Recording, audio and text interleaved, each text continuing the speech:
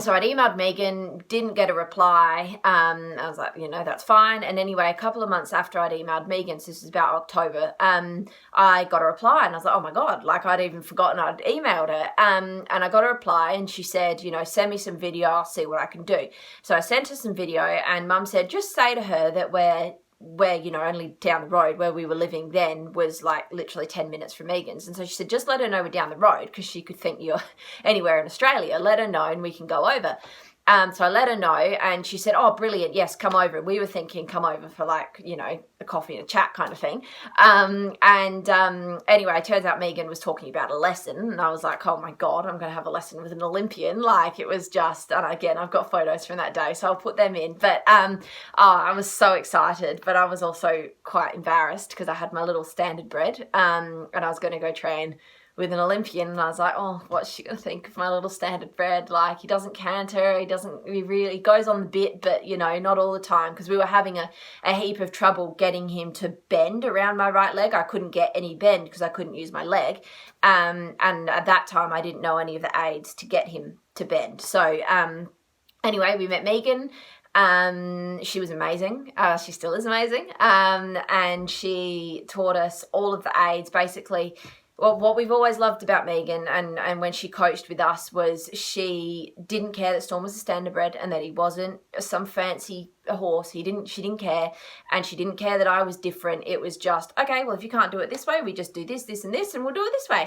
And I went, oh my goodness, like she's not treating me like I'm any different. She's just showing me what I can do, and we're not focusing on what I can't do, which had kind of been the case with other coaches we'd had, is that they unintentionally had ended up focusing on what I couldn't do and going, oh, well, you can't do this, I don't know how to fix it. You can't do this, I don't know how to fix it. And Megan never did that. So yeah, anyway, we trained with Megan and we added the straps across my thigh, which you'll see if you see photos of us or videos. Added the straps, added a strap from my stirrup, put a stirrup thing around. Toby, sorry, cats just go away. Added a band around my foot. Added a band around my foot to keep my foot in the stirrup.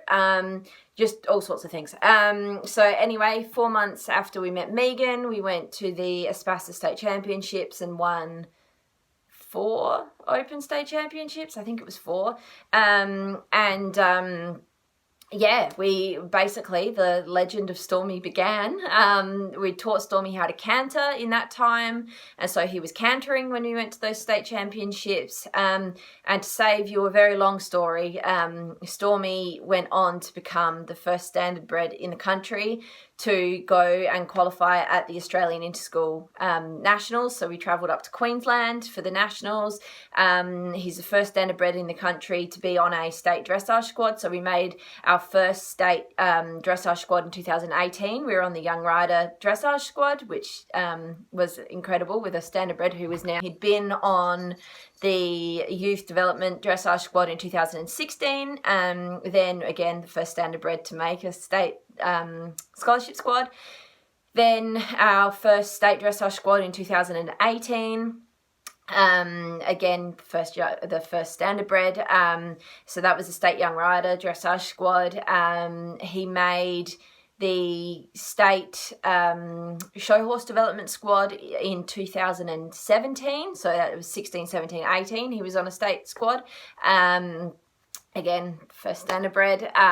He's the first standard bred in the country to have gone to the South Australian Horse of the Year show horse titles, and he placed at those titles as well 2 years in a row. He placed at the South Australian Dressage Championships, the state championships. This is all against open breed horses. There's no standard breds. He was the only standard bred at all of these competitions. I could go on forever about Stormy, but he took me to the Royal Adelaide show, which had been my dream since I was 3 to go to the Royal Adelaide show, and he got me there in 2018. That horse, he just, what he's done for my life, I'll never be able to repay him.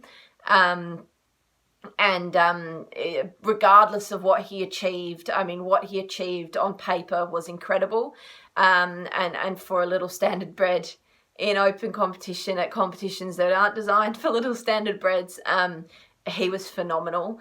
But more than that, he is my best mate. And he's shown me that life is worth living, even though I've become very ill during our time together. And I'll never be able to repay him. So he's 25 now. He's still in work at home. He refuses to be retired. He's very stubborn, which anyone who's met him knows. He's incredibly stubborn. Stormy does what Stormy wants when he wants, and you don't tell him otherwise. But yeah, he refuses to be retired. So he's still in work like 4 days a week at home and just loving life. And so anyway, that's all about Stormy. So I got Kiwi in 2017 at the start of year 12. And he was going to be my next horse once Stormy slowed down and started to retire. Sadly, that didn't happen. So Key just was in and out of work with ulcers and things during that first year, so he didn't go out and compete. He competed in 2018 for the first time at the start of 2018, was great, was getting great scores. He then was on his first youth development squad in 2018, end of 2018. So he was, again, fantastic there, really, really good. 2019, he was brilliant. So I was starting to learn. I trained Storm up to elementary with the help of Megan. But Stormy never got an elementary start, sadly. We had to retire him just before his first elementary start. But I had trained him up to elementary. So Key was training and competing novice / training the elementary work at home. He went to his first national championships in 2019, so he's a thoroughbred, and he went to his first nationals July of 2019, so we travelled to Sydney. He was incredible, could not fault him, he was unreal. And then he started to get really sore, was kicking out, not wanting to work, not going forward, etc., jumping on the spot. So in November of 2019, we had him x-rayed and it was found he had kissing spine. So he was retired from work at that point. The surgery that he has just had didn't exist. Well, there was a surgery for kissing spine, but it was a major surgery and it was basically, he wasn't eligible. They only did it on horses with much more severe cases than what he had. And so he wasn't eligible for surgery and he wasn't happy being ridden. So they were our two options. So we decided we were going to keep him. And I couldn't put him down. So we were just going to keep him. 3 or 4 weeks after he was diagnosed, he survived the worst bushfire our state has seen since Ash Wednesday, which is another story all in itself. But yeah, he somehow survived, which was a miracle. And he's been retired ever since. So he's just had surgery 5.5 weeks ago, because surgery has now changed. They've found out ways to do it what's the word? The word has escaped me. But where there's only tiny little incisions. And so he's had his surgery. He's doing rehab at the moment. We're nearly up to cantering on the lunge. So he's got another 5 weeks of lunging and then I get to ride him, which is incredibly exciting. So we'll see how he goes. If he comes back to competing, incredible. If he can't be ridden, at least we tried. And if he can only be ridden a couple of days at home to keep him happy, then that's something I'm more than willing to do. So we'll see how we go. But when Key was retired, so I'm still training with Megan through all of this, by the way. So when Key was retired, we went, oh God, now I've got to get another another horse, and it was basically just as competitions were wrapping up of 2019. So we're like, we've got the summer to find something, come out next season on a new horse and continue going. Because with my disability and my illness, if I stop riding, my body will regress quite quickly. So riding is very important. So we're like, we need to get a horse. I need something to ride. And so we found a advert so we decided I wanted to go into the ponies, because having the big horses, Kiwi was a very competitive young rider horse, or he would have been if he'd continued. He was showing great scores, and if we'd not had the kissing spine, he'd have been very competitive. But by that point, I had aged out of, or was about to age out of, young riders.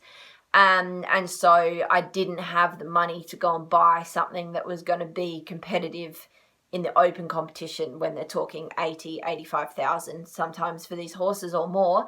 It just wasn't feasible. So we decided we would go to the ponies, because at this rate in Australia, the ponies aren't all that big here yet.